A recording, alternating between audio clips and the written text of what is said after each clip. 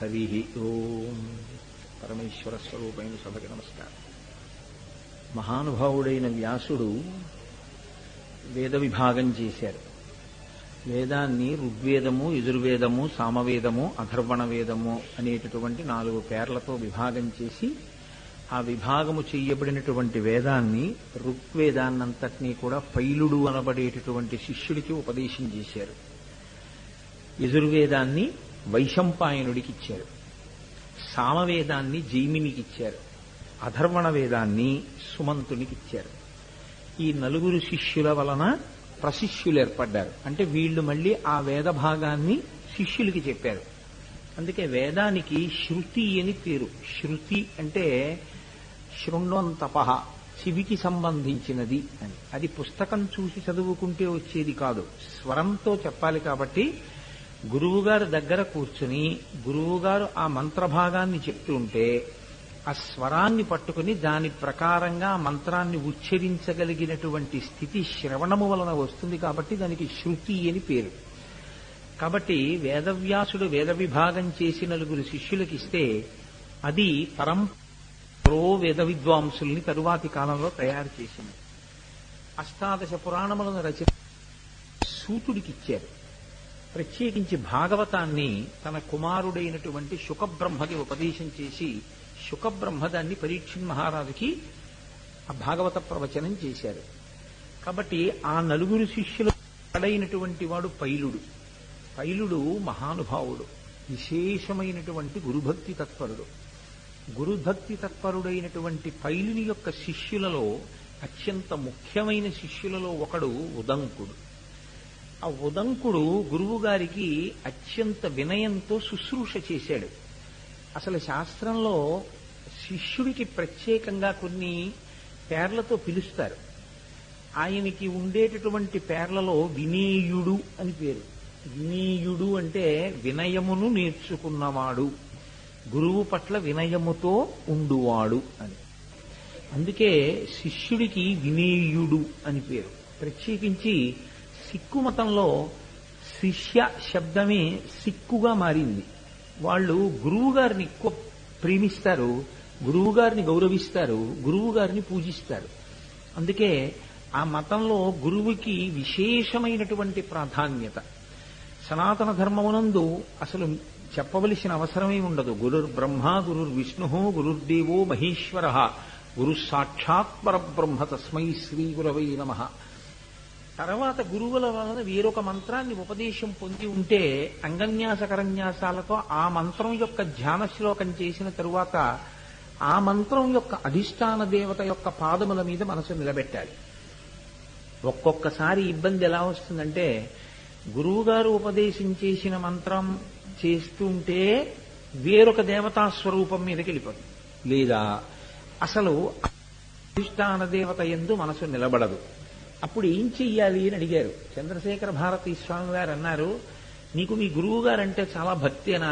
భక్తే.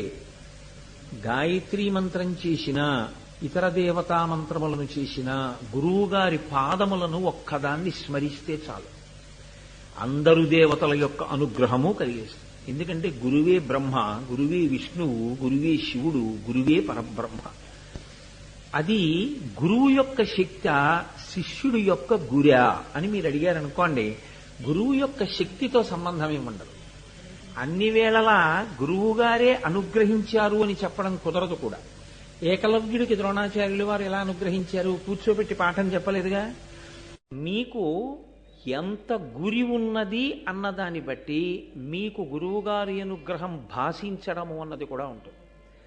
అందుకే రమణ మహర్షి గురువు గురించి మాట్లాడుతూ శిష్యునకు ఒక వ్యక్తి మీద ఉన్నటువంటి గురికే గురువని పేరు అంటారు. ఆ గురుత్వము అన్న మాటకు అర్థం అదే. గురువు అంటే బరువు. ఆయన కన్నా నేను తక్కువ, ఆయన దగ్గర నేను నేర్చుకోవాలి, ఆయన దగ్గర నేను తల వంచాలనేటటువంటి చిన్నతనాన్ని మనం అనుకోవడమే మనం లఘువు. ఆయన గురువు అని ఎప్పుడంటామో అప్పుడు మనం లఘువు అని గుర్తు. కాబట్టి మీకు తెలియదులేండి గురువుగారు నేను చెప్పింది వినండి అనకూడదు. గురువుగారు అంటే బరువు, మీరు లఘువు అని గుర్తుపెట్టుకోవాలి. కాబట్టి గురువుగారితో మాట్లాడేటప్పుడు గురువుగారు ఏది చెప్పారో దాన్ని శ్రేయోదాయకమని స్వీకరించాలి తప్ప గురువుగారికి పాఠాలు చెప్పే ప్రయత్నాలు చేయకూడదు. ఏదో లౌకికంగా ఏదైనా సలహా అడిగితే చెప్పడంలో దోషం ఏం లేదు, మీరు గురువుని చెప్పకూడదని అనకూడదు. కాబట్టి గురువు శిష్యుడి మధ్య ఉండేటటువంటి సంబంధం అత్యంత పవిత్రమైనటువంటి సంబంధం. ఆ గురువుని సేవించినటువంటి శిష్యులు మహాభారతంలో మీకు ఎంతమందో కనపడతారో, అసలు చాలా ఆశ్చర్యకరమైనటువంటి జంటలు కనపడతాయి. ఏమిటి ఇంత గమ్మత్తుగా ఉంటుందా అని మనం చాలా ఆశ్చర్యపోయేటటువంటి సందర్భాలు కనపడతాయి. ఈ గురు శిష్య సంబంధంలో ఉండేటటువంటి చాలా గొప్ప లక్షణం ఏమి అంటే, శిష్య అన్న మాటకి ఒక అర్థం ఉంది, శాసితుం యోగ్య శిష్య అని. ఎవరిని గురువుగారు శాసిస్తాడో వాడు శిష్యుడు. కొందరు గురువుగారు గురువుగారు గురువుగారు అని పిలుస్తున్నా గురువుగారు వాళ్ళని శాసనం చేయరు. అంటే నువ్వు ఈ పని చెయ్యి అని గురువు చెప్పరు. ఎందుకంటే వీడు చెపితే వినేంత తేలికైన వాడేం కాడు, వీడి యందు చాలా ఇంకా అహంకారం ఉంది, మమకారం ఉంది, కాబట్టి వీడిని నేను శాసించడం ఎందుకు అన్న స్థాయిలో ఊరుకుండిపోతే ఆయన శిష్యుడు కాలేడు. ఎవరు శిష్యుడవుతాడంటే గురువుగారు శాసించడానికి యోగ్యమైన రీతిలో గురువును అనువర్తించాలి. గురువుగారు ఒక మాట చెప్తే తండ్రి చెప్పిన మాట కన్నా గొప్పది అని తల్లి తండ్రి ఈ శరీరాన్ని ఇస్తారు, గురువు మళ్ళీ ఈ శరీరంలోకి రానవసరం లేని జ్ఞానాన్ని ఇస్తాడు. కాబట్టి గురువుగారు చేసిన శాసనాన్ని అనువర్తించిన వాడెవరో ఆయన శిష్యుడు. గురువుగారి తాపత్రయం అంతా ఎప్పుడు ఎలా ఉంటుందంటే, శిష్యుణ్ణి ఎంత వృద్ధిలోకి తీసుకొద్దాం, ఎంత ఆత్మోద్ధరణ కల్పిద్దాం, ఎంత జ్ఞానాన్ని అతను సముపార్జన చేసేటట్లుగా అనుగ్రహిద్దాం. దీనితో పాటుగా లౌకికంగా శిష్యునికి కావలసినటువంటి సమస్త ప్రయోజనములు వనగూడేటట్టుగా కూడా గురువు ప్రార్థన చేస్తూ ఉంటారు. నేను భాగవతంలో కుచేలోపాఖ్యానం చెప్పినప్పుడు ఒక్క రాత్రి కుచేలుడు కృష్ణుడు కనపడకపోతే తల్లడిల్లిపోయిన సాందీపని మహర్షి చేసినటువంటి ఆశీర్వచనాన్ని మీకు ప్రస్తావన చేసి ఉన్నాను భాగవతంలో. ఆ గురువు యొక్క హృదయం అలా ఉంటుంది, అది వెన్నపూసలా ఉంటుంది. అందుకని ఎప్పుడు శిష్యుని యొక్క అభ్యున్నతి కొరకు గురువు ప్రార్థన చేస్తూ ఉంటాడు. కాకపోతే గురువుగారి దగ్గర శిష్యుడు అనిపించుకోగలిగినంత ప్రేమని సంపాదించుకోవాల్సి ఉంటుంది. అది ఎలా సంపాదించుకోవాలి అని అడిగారు. గురువుగారు వేరొక ప్రయోజనాన్ని కోరుకునేవాడు కాడు. గురువుగారు ఎలా మీరు ఉండాలని కోరుకుంటున్నారో మీరు అలా ఉండడమే గురువుగారికి మీరు చెయ్యగలిగినటువంటి సేవ. రెండవది, శిష్యునికి ఛాత్రుడు అని ఒక పేరు. ఛత్రము అంటే గొడుగు. గొడుగు ఏం చేస్తుందంటే ఎప్పుడూ గురువుగారి కన్నా లేదా వేసుకున్న వ్యక్తి కన్నా పైన ఉంటుంది. పైన ఉన్నటువంటి గొడుగు యొక్క పని ఏమిటంటే, ఏదో ఈయనకన్నా నేను గొప్పని చెప్పడానికి పైన ఉండదు. తాను అలా పైన ఉండి పైనుంచి పడే ఎండ వాన దుమ్ము ధూళి ఏది పడినా తన మీద పడేటట్టుగా చేసుకుని గొడుగు కింద ఉన్న వ్యక్తిని కాపాడుకుంటుంటుంది. శిష్యుడు నిరంతరము ఏం చేస్తుంటాడంటే, మా గురువుగారు డస్సిపోకుండా మా గురువుగారు సొక్కిపోకుండా ఉంటే, ఆయనకి మరికొంత కాలం మిగిలితే ఆ మిగిలిన కాలాన్ని ఆయన ఇంకా బాగా వేదాధ్యయనానికి, ఇంకా బాగా ఈశ్వరుని యొక్క సేవకి, ఆయన ఇంకా బాగా గ్రంథాలని పఠించడానికి వినియోగించుకుంటే దాని వలన అమృతత్వం కలిగినటువంటి గురువు ఆ విద్య దాచుకోకుండా మళ్ళీ 10 మందికి పంచిపెడతారు. కాబట్టి ఆ గురువు కొన్ని వేల మందికి అందించడానికి వీలుగా ఆయనకి ఎక్కువ సమయం మిగిలేటట్టు నేను చెయ్యాలి. 2, గురువుకున్న లక్షణం తన ఆయుర్దాయం తాను తగ్గించేసుకుంటాడు. ఈశ్వరుడు ఊపిరుల రూపంలో ఆయుర్దాయాన్ని ఇస్తాడు. నిరంతరం వాక్య నిర్మాణమునందు ఉండడం చేత, మాట్లాడేటటువంటి వ్యాసంగమునందుండ కారణం చేత ఏమవుతుందంటే, ఆ ఊపిరి బాగా దీర్ఘవాక్య నిర్మాణం చేయడం, లేకపోతే లఘువాక్య నిర్మాణం చేయడం, లేకపోతే వాక్యాన్ని ఎక్కడెక్కడ విరవాలో అక్కడక్కడ ఆపి ఊపిరి తీసి విడిచిపెట్టిన కారణం చేత లోపల ఆ ఊపిరిల సంఖ్య బాగా ఎక్కువై ఆయుర్దాయం తగ్గిపోయి తొందరగా శరీరాన్ని విడిచిపెట్టే అవకాశం ఉంటుంది. ఆయుర్దాయాన్ని తనకి తాను తగ్గించేసుకుంటున్నాడు తెలిసి కూడా. అలా ఎక్కువ మాట్లాడడం వలన ఆయుర్దాయం క్షీణించిపోతోందని తెలుసు. 2, మనుష్యునికి భగవంతుని ఇచ్చినటువంటి అద్భుతమైన కానుక స్వరపేటిక. ఆ స్వరపేటికకి ఒక లక్షణం ఉంటుంది, అది అరిగిపోతుంది. అది కాలక్రమంలో మాట్లాడగా మాట్లాడగా జీర వచ్చేసి క్రమక్రమంగా అది మూగపోతుంది, ఆ స్వరపేటిక పనిచేయదు. అలా ఎంతమందో అటువంటి స్థితిని పొందారు. ఇది తెలిసి మాట్లాడుతూనే ఉంటాడు గురువు. ఎవరి కొరకు ఇది అంటే త్యాగేనైకే అమృతత్వమానసు. అయ్యో నేను చెప్పకపోతే ఇంక నేను చదువుకున్న చదువు ఎందుకు, పోతే పోనీ స్వరపేటిక, తగ్గిపోతే తగ్గిపోని ఆయుర్దాయం, నా వల్ల 10 మందికి ఉపయోగం కలిగితే నాకు అంతకన్నా ఏం కావాలని మాట్లాడతాడు గురువు. తన శరీరాన్ని స్వరపేటికనే త్యాగం చేస్తున్న గురువు మీ దగ్గర నుంచి ఏం కోరుకుంటాడని మీరు ఊహిస్తారు? అంత పెద్దవే విడిచిపెట్టినవాడు ఇంకేది కోరుకున్నట్టు. కాబట్టి ఏం చేయమందంటే ఛత్రమై నిలబడమని చెప్పింది. మిగిలిన సమయాలలో ఆయన అంత డస్సిపోకుండా ఆయనకి నువ్వు విశ్రాంతినివ్వగలిగితే కనీసం ఆయన ఆయుర్దాయం మరికొంత పెరుగుతుంది. కాబట్టి గురువుని చంపుకోవడం అంటే గురువుని ఇబ్బంది పెట్టడం, గురువుని కాపాడుకోవడం, బ్రతికించుకోవడం అంటే గురువుగారిని ఖేద పెట్టకుండా ఆయనని అనువర్తించడం. ఈ లక్షణములు ఎవరు తెలుసుకుని అనువర్తిస్తారో వాడికి శిష్యుడు అని పేరు. అందుచేత గురువు చేత శాసింపబడతాడు. కేవలము చదువుకోవడం కాదు, చదువుకోవడంతో పాటుగా ఈ విషయాన్ని చూస్తూ ఉంటారు. అసలు ఇంకొక పెద్ద రహస్యం ఏంటంటే, ఇప్పుడు నేను చెప్పేటటువంటి ఈ ప్రక్రియ మామూలుగా ఇవాళ ఉన్న రోజుల్లో పరిస్థితిని నేను అన్వయం చెయ్యట్లేదు, ఇది చాలా తక్కువకు అన్వయం అవుతుంది. పూర్వం గురువుగారి ఆశ్రమానికి వెళ్ళి విద్యార్థులు చదువుకునేవారు. అప్పుడు గురుపత్ని అన్నం పెడుతుంది వీళ్ళకి. గురుపత్ని కోరికంతా ఏముంటుంది, తన సౌభాగ్యం మీదే ఉంటుంది. ఆయన అలా ఉండాలి, నేను పసుపు కుంకాలతో ఉండాలని ఉంటుంది. కాబట్టి గురువుగారి యొక్క ప్రాణరక్షణ కొరకు, గురువుగారిని రక్షించుకోవడం కొరకు చేసేటటువంటి శుశ్రూష గురుపత్ని యొక్క అనుగ్రహానికి కారణమవుతుంది. గురుపత్ని యొక్క అనుగ్రహం గురువుగారి అనుగ్రహంతో సమానమే. కాబట్టి పూర్వం అంత జాగ్రత్తగా అనువర్తించడం అనేటటువంటిది లోకంలో ఉండేది. నన్నయ్య గారు మహానుభావుడు భారతాన్ని ఆంధ్రీకరిస్తూ ఉదంకోపాఖ్యానాన్ని ప్రారంభం చేస్తూ ఆయన ఒక మాట అన్నారు. పైలుడి దగ్గర శిష్యరికం చేసేటటువంటి ఉదంకుడు గురువుగారి దగ్గర పాఠాలు నేర్చుకున్నాడు. పైలుడు ఏం చెప్పాడు, ఉదంకుడు ఏం నేర్చుకున్నాడు, దాని గురించి చాలా అందమైన పద్యం ఒకటి చేస్తూ, గురుకులమునందు గురులకు పరిచర్యలు నర్చి తానపరిమిత నిష్ఠాపరుడై జ్ఞానము వడసెను గురుదయ అణిమాది కాష్టగుణములతోడన్. ఆయన ఎలా చదువుకున్నాడో చెప్తున్నారు. గురువుగారి దగ్గర చదువుకోవడం అంటే గురువుగారు ఏమైపోయినా పర్వాలేదని చదువుకోవడం కాదు, గురువుగారి దగ్గర నేర్చుకోవడం అంటే అలా ఉండాలి వినయం. గురుకులమునందు గురులకు పరిచర్యలు నర్చి, గురువుగారికి సేవ చేస్తూ, గురుపత్నికి సేవ చేస్తూ, గురువుగారి ఆశ్రమమునందు సేవ చేస్తూ. అసలు ఆశ్చర్యకరమైన విషయాన్ని ఒకదాన్ని శాస్త్రం ప్రతిపాదన చేస్తుంది. గురువుగారి ఇల్లు దేవాలయము అంది శాస్త్రం. దేవాలయములోనికి మీరు ఎప్పుడు పడితే అప్పుడు వెళ్ళడం కుదరదు, ఎలా పడితే అలా వెళ్ళడం కుదరదు.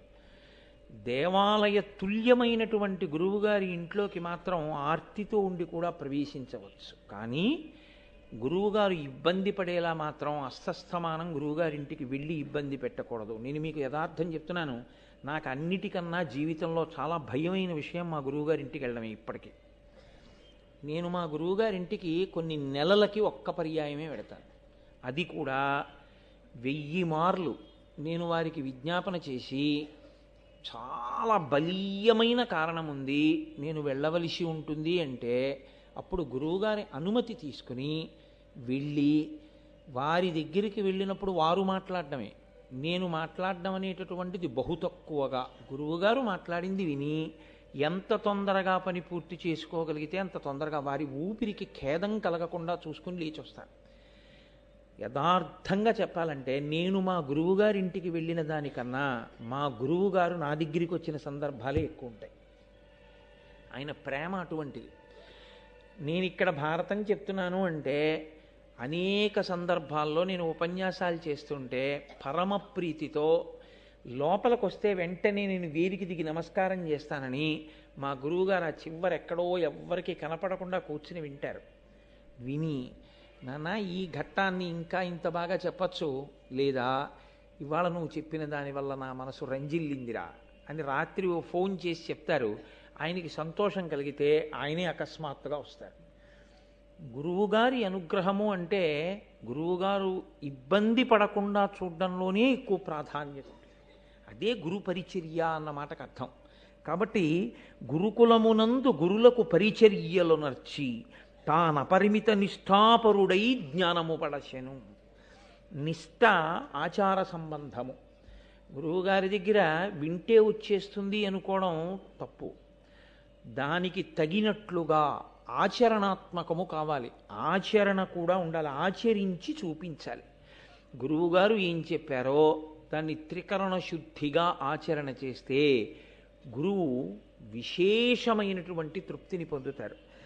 అలా చెయ్యడం వల్ల గురువుగారి యొక్క అనుగ్రహం కలిగింది ఉదంకుడికి. కలిగితే ఏమైంది? అణిమాదికాష్ట గుణములతోడన్ ఆయన విద్యలు నేర్చుకున్నాడు. దాంతోపాటుగా అణిమ, గరిమ, లఘిమ ఇటువంటి అష్టసిద్ధులు కూడా ఆయనకు వచ్చేసాయి. ఆయన అనుకుంటే గాలిలో వెళ్ళిపోగలడు. ఆయన అనుకుంటే ఎక్కడేం జరుగుతోందో తెలుసుకోగలడు. అలా అష్టసిద్ధులు ఆయనకి వశం అయ్యాయి. అష్టసిద్ధులు వశమవ్వడం కోసమని ఆయన చదివింది లేదు, కానీ ఆయనకి వశం అయిపోయాయి అంతే. ఇది ఎంత చిత్రంగా ఉంటుందంటే శంకరాచార్యులు వారు దక్షిణామూర్తి స్తోత్రం చేస్తూ ఓ మాట అంటారు. సర్వాత్వత్వమితి స్ఫుటీకృతమిదం యస్మాదముష్మిన్స్తవే తేనాశ్వ శ్రవణాత్ తదర్థ మననాత్ ధ్యానాచ్చ సంకీర్తనాత్ సర్వాత్మత్వ మహావిభూతి సహితం స్వాదీశ్వరత్వం స్వతః సిద్ధేత్తత్ పునరష్టదా పరిణితం చైశ్వర్యం అవ్యాహతం అంటారు. దక్షిణామూర్తి స్తోత్రాన్ని రోజు చదువుతూ దక్షిణామూర్తి తత్వాన్ని బాగా పరిశీలనం చేసినటువంటి వాడికి ఆత్మస్థితితో పాటుగా ఆత్మ ఎరుకలోనికి రావడమే కాకుండా అష్టసిద్ధులు కూడా వశమవుతాయి. కానీ అష్టసిద్ధులు ఎటువంటివి అంటే కాకి పెంట ఎటువంటిదో అటువంటివి. ఆత్మని తెలుసుకోవడం ప్రధానం, ఆత్మగా నిలబడడం ప్రధానం. కానీ సిద్ధుల కోసం వెంపర్లాడడం అంత హేయాతిహేయమైనటువంటి విషయం. కాబట్టి దాని కొరకు ఆత్మజ్ఞాని వెంపర్లాడడం, వాటిని చూసి మురిసిపోడు, వాటి పట్ల ఆకర్షితుడు కాడు, వాటితో సంబంధం ఏముండదు. కావలసిందల్లా ఆత్మని ఎరుకలోనికి తెచ్చుకొని తాను ఆత్మగా అద్వైతానుభూతిని పొందడమే. అటువంటి స్థితిని ఉదంకుడు పొందగలిగినాడు. దీనికి అంతటికీ కారణం గురువుగారి యొక్క అనుగ్రహం. అయితే నేను ఇవాళ సందర్భం వచ్చింది కాబట్టి మీతో ఒక మాట ప్రస్తావన చెయ్యాలి. ఆశ్రమ నియమము అని మనకి శాస్త్రంలో ఒక మాట, అది చాలా గమ్మత్తైనటువంటి మాట. నియమము దేన్ని బట్టి ఉంటుంది అంటే ఆశ్రమమును బట్టి ఉంటుంది. ఆశ్రమము అంటే నేను ఏదో ఎవరో ఉండే ఆశ్రమాల గురించి మాట్లాడుతున్నానని మీరు అనుకోకూడదు. మనమే జీవితంలో పుట్టినది మొదలు కొన్ని ఆశ్రమాల్లో ఉంటాం. బ్రహ్మచర్యాశ్రమము, గృహస్థాశ్రమంలో ప్రవేశించడానికి పూర్వం బ్రహ్మచర్యంలో ఉంటాడు. బ్రహ్మచర్యాన్ని విడిచిపెట్టాడు అంటే గృహస్థాశ్రమము, తర్వాత వానప్రస్థాశ్రమము, తర్వాత సన్యాసాశ్రమము. ఈ నాలుగింటిలో ఉంటుంటారు జనులు. ఇందులో ఏ ఆశ్రమాన్ని బట్టి ఆ ఆశ్రమానికి నియమం ఉంటుంది తప్ప ఒక ఆశ్రమంలో ఉన్నటువంటి వాడు వేరొక ఆశ్రమంలో ఉన్నవాడి నియమాన్ని పరిపాలన చేయకూడదు, అలా బ్రతకకూడదు, తప్పది. నీవు గృహస్థాశ్రమంలో ఉంటే నువ్వు గృహస్థుగానే బ్రతకాలి తప్ప నువ్వు బ్రహ్మచారి ఆశ్రమ నియమాలు నువ్వు పాటించకూడదు. బ్రహ్మచర్యాశ్రమమునందున్నవాడు గృహస్థాశ్రమంలో ఉండే నియమాన్ని బ్రహ్మచారి పాటించకూడదు. బ్రహ్మచర్యాశ్రమమునందున్నవాడు వానప్రస్థాశ్రమంలో ఉన్న నియమాన్ని పాటించకూడదు. ఎవరో సన్యాసిని చూశాయని చెప్పిన బోధలు విని నువ్వు గృహస్థుగా ఏమాచరించాలో ఆచరించాలి, కానీ సన్యాసి జీవితాన్ని నువ్వు గృహస్థుగా అనుకరించకూడదు. ఏది ఎక్కడ నువ్వు పాటించాలో అవి మాత్రమే పాటించాలి. కాబట్టి ఆశ్రమ నియమ పాలనం అనేటటువంటిది సనాతన ధర్మమునందు ఆచారకాండలో అత్యంత ప్రధానమైనటువంటి లక్షణం. చాలా చాలా ప్రధానం. ఏ ఆశ్రమంలో ఉన్నవాడు ఆ ఆశ్రమ నియమాన్నే పాటించాలి తప్ప వేరొక ఆశ్రమ నియమాన్ని తాను పాటించకూడదు. ఇందులో సన్యాసాశ్రమ నియమము అంటే తూచా తప్పకుండా పాటించినటువంటి బహుగొప్ప సన్యాసి, కంచికామకోటి పీఠాధిపతులు, నడిచే దేవుడిని పేర్గాంచినటువంటి ప్రాతస్మరణీయులు, మహాపురుషుడు శ్రీ శ్రీ శ్రీ చంద్రశేఖరేంద్ర సరస్వతి మహాస్వామి వారు. ఆయన ఇంకా అసలు తూచా తప్పేవారు కాదు, అంత ఖచ్చితంగా పాటించేవారు సన్యాసాశ్రమ నియమం. గృహస్థాశ్రమ నియమాన్ని కూడా అంత గొప్పగాను పాటించి చూపించినటువంటి మహాపురుషుడు ఒకరు అదే కాలంలో ఆంధ్రదేశంలో ఉన్నారు. తాడేపల్లి రాఘవనారాయణ శాస్త్రి గారని ఈ సభలో ఉన్నటువంటి పెద్దలు కొంతమందికి తెలిసి ఉంటుంది. తాడేపల్లి రాఘవనారాయణ శాస్త్రి గారంటే ఎంతటి మహాపురుషుడో తెలుసా అండి? వారి శరీరం విడిచిపెట్టిన తర్వాత వారి శరీరాన్ని అగ్ని యందు వ్రేల్చారు. ఆయన చితాభస్మంలోంచి బాలాస్వరూపం వచ్చింది. అంటే ఆయన ఎంత ఉపాసన చేశారో మీరు ఆలోచించండి. ఆయన గృహస్థాశ్రమంలో వాళ్ళ గురువుగారు చెప్పిన మాట నమ్ముకున్నారు ఆయన. అది గురువు మీద విశ్వాసం అంటే, అది గురి అంటే. ఆయన కటిక దరిద్రం అనుభవించారు ఒకప్పుడు. ఎంత కటిక దరిద్రం అంటే అమ్మవారి పూజ చేశాక నైవేద్యం పెట్టడానికి ఇంట్లో అటుకులు కాదు, అటుకు కూడా లేదు, ఏమీ లేవు. ఒకరి దగ్గరికి వెళ్ళి ఆయన చెయ్యి చాపేవారు కాదు. అందుకని ఆయన మంచినీళ్లు తెచ్చి అక్కడ పెట్టి మంచినీళ్లు నైవేద్యం చేసేవారు అమ్మవారికి. అదే ఆయన తాగేవారు. కాబట్టి మంచినీళ్లు నైవేద్యం పెట్టేవారు. కటిక దరిద్రంతో బాధపడుతూ పక్క ఇంటి వారికి కూడా చెప్పకుండా ఇల్లాలు కూడా అటువంటి తల్లి. నిజంగా ఈ గృహస్థాశ్రమంలో ఉన్న వాళ్ళ ఇంట్లో ఉండవలసినటువంటి మూర్తి అది. తాడేపల్లి రాఘవనారాయణ శాస్త్రి గారు భార్య.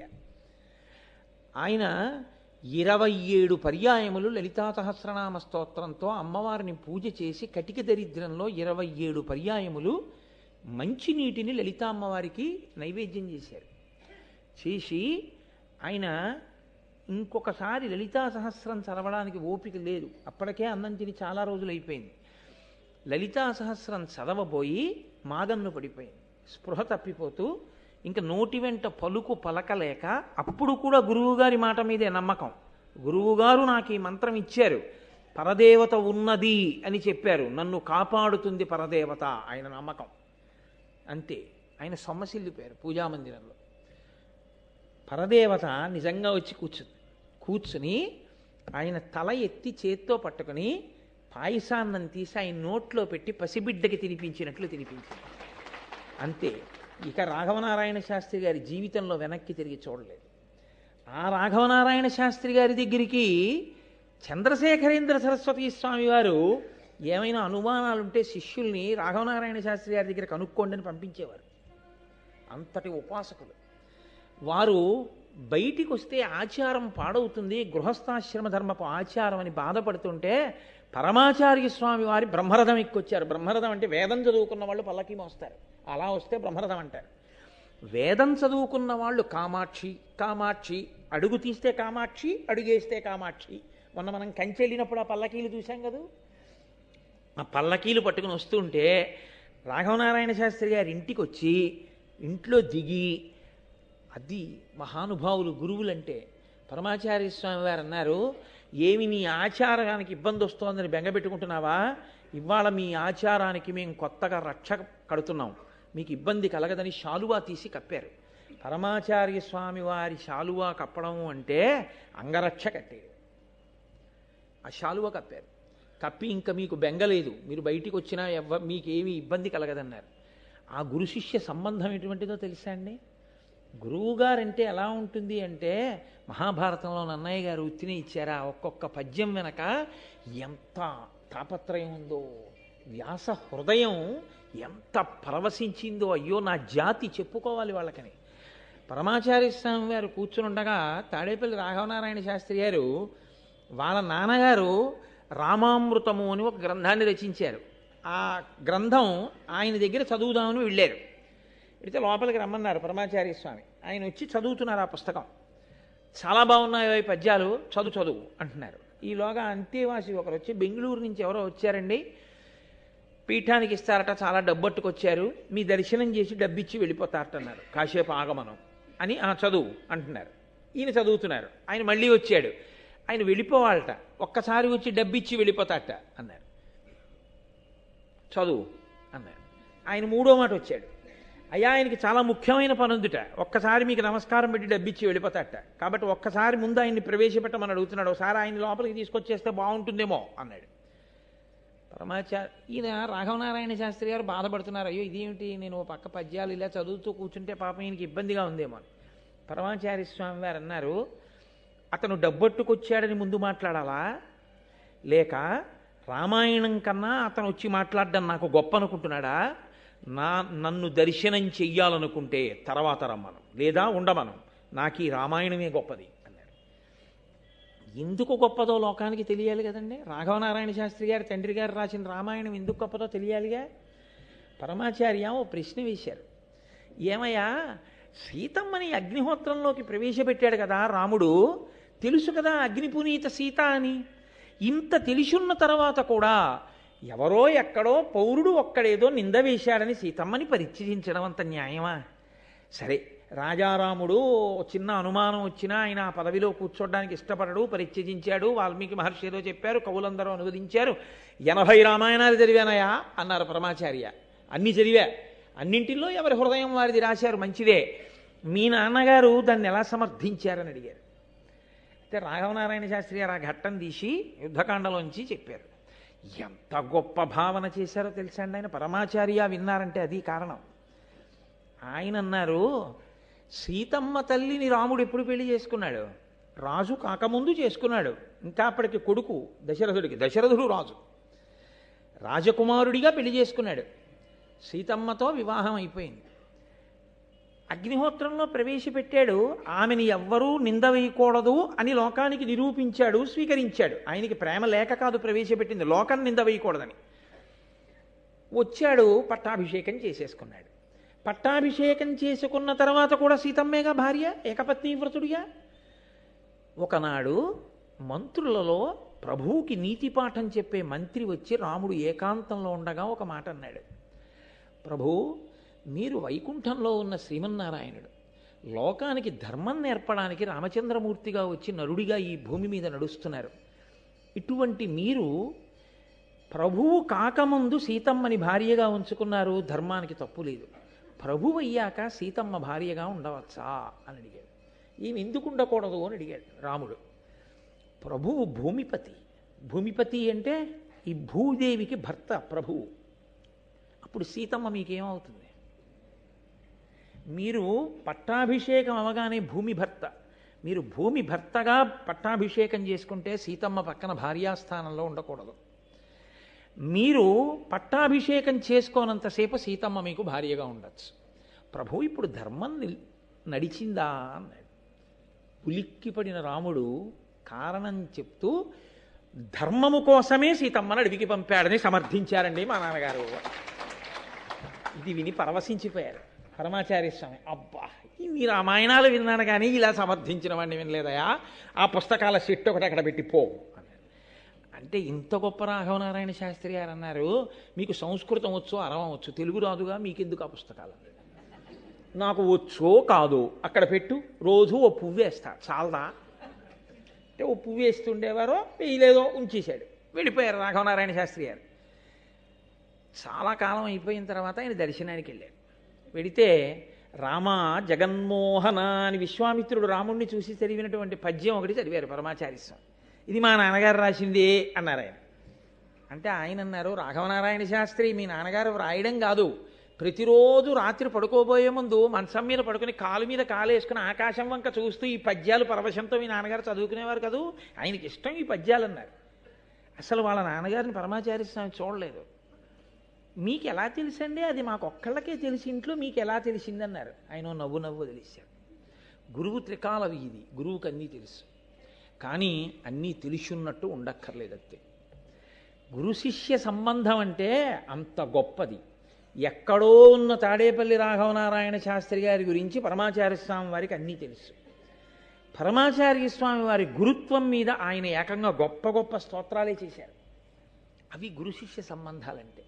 అంత పరమ పవిత్రంగా ఉండేవి, అంత పవిత్రమైన సంబంధాలు కాబట్టే, అంత గొప్ప పూజలు కాబట్టే రాఘవనారాయణ శాస్త్రి గారి శరీరాన్ని అగ్నిహోత్రంలో వ్రీలిస్తే ఆకరణ దహన సంస్కారం జరుగుతుంటే ఆయన చితాభస్మంలోంచి శరీరంలోంచి బాలాదేవి వచ్చి నిలబడింది పైన. అంటే ఎంత గొప్పగా గురువుల మాటల్ని విశ్వసించి తాపత్రయంతో నిలబడ్డారో, ఎంత పూనికతో నిలబడ్డారో మీరు ఆలోచించండి. మొన్న వచ్చారు కృష్ణావధానుల గారు, మొన్నే మేమందరం వెళ్ళాం కుంభాభిషేకం గురించి మాట్లాడడానికి వారింటికి. అప్పటి వరకు బాగానే మాట్లాడారు. మా గురువుగారు అన్నారు అంతే. ఆ తర్వాత ఇంకా ఒక 7-8 నిమిషాల సేపు ఆయన మాట్లాడలేకపోయారు. కంఠం గాద్గదికమైపోయి కన్నుల వెంట ధారల కింద నీరు కారుతూ ఉండిపోయారు. ఆ గురువు అన్న పేరెత్తేటప్పటికి అయ్య బాబోయ్, ఆయన లేని నాడు మాకు చెప్పేవాడెవరు, మమ్మల్ని తీర్చిదిద్దేవాడెవరు అన్న తాపత్రయం, ఆ గౌరవంతో కంఠం బొంగురుపోయింది. ఇంత వయస్సులో ఆయనకి, ఇంతమంది శిష్యులు ఉన్న గురువుకి. అది గురు శిష్య సంబంధం, అది పవిత్రమైనటువంటి భావన. కాబట్టి నన్నయ్య భట్ట ఆంధ్రీకరిస్తూ అంటారు, గురుకులమునందు గురులకు పరిచర్యలు నర్చి తానపరిమిత నిష్ఠాపరుడై జ్ఞానము పడశెను గురుదయ అనిమాది కాష్ఠ గుణములతోడన్.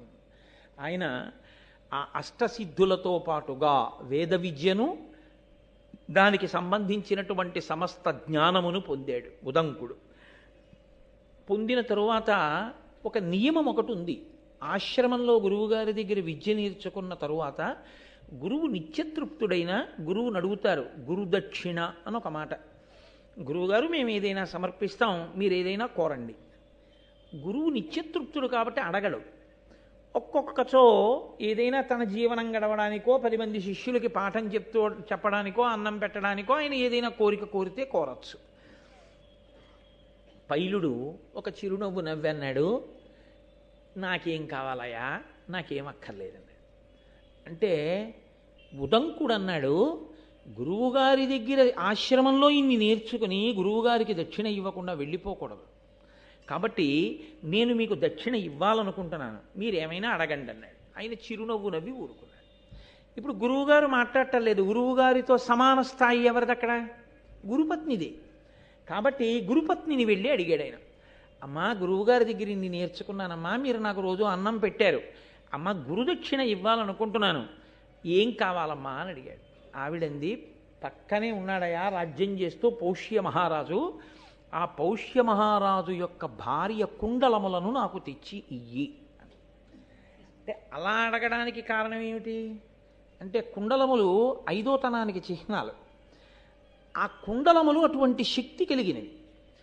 ఒక్కొక్క వస్తువుకి శక్తి దేనివల్ల వస్తుందంటే, ఆ వస్తువుని పట్టుకున్న వ్యక్తి వలన వస్తుంది. అదో విచిత్రం.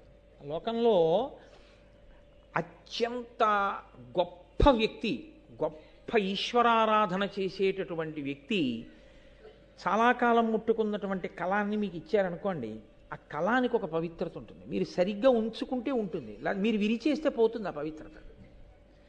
కాబట్టి గురువుల దగ్గర నుంచి వచ్చినటువంటి పూతిక పుల్లకి కూడా శక్తి ఉంటుంది. ఎందుకంటే అది వారి శక్తి వలన ఆ వస్తువులోనికి ప్రవేశిస్తుంది. అది వారికి ఉండేటటువంటి గుణం. అందుకే మీరు కొంచెం జాగ్రత్తగా చూస్తే అగ్నికి ఆకర్షణ శక్తి ఉంటుంది. అగ్నికి కేవలము కాల్చడమే కాదు, ఆకర్షిస్తుంది. అందుకే మీరు చూడండి, ఎప్పుడైనా ఆ పిడుగు పడినప్పుడు ఆ టీవీలో ఆ పెద్ద కరెంట్ వస్తుంది, వస్తే ఆ అగ్ని దూరంగా కూర్చున్న వాళ్ళు చచ్చిపోతారు. దానికి కొంత దూరంలో ఉన్నవాళ్ళు చనిపోవడం సంభవిస్తూ ఉంటుంది. అంటే దీని శక్తి, దీని ప్రకంపన అక్కడ వరకు వెళ్ళిపోతుంది, ఆకర్షణ అక్కడ వరకు వెళ్ళి ఆయనలో ప్రవేశించి చంపేస్తుంది. అలాగే గురువుగారు మహాపురుషులు, గొప్ప ఉపాసకులు, మహాపతివ్రతలు, ఇటువంటి వారు ఉపయోగించేటటువంటి వస్తువుల యందు కూడా తత్సంబంధమైనటువంటి శక్తి ప్రవేశిస్తుంది. కుండలములు, చెవిలకు పెట్టుకునేటటువంటి ఆభరణములు ప్రత్యేకించి సువాసినులవి. వివాహం అయిపోయినటువంటి స్త్రీలు పెట్టుకునేటటువంటి కర్ణాభరణములకు ఒక ప్రత్యేకమైనటువంటి లక్షణం ఉంటుంది. అది ఐదోతనానికి చిహ్నం. అందుకే ఎట్టి పరిస్థితుల్లోనూ కూడా కర్ణాభరణం లేకుండా భర్తకి కనపడకూడదు అని చెప్తారు.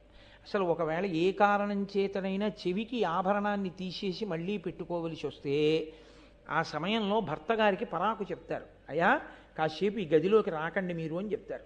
చెప్పి గది తలుపు వేసుకుని జాగ్రత్తగా కర్ణాభరణం తీసేసి మళ్ళీ కర్ణాభరణం పెట్టేసుకోవాలి.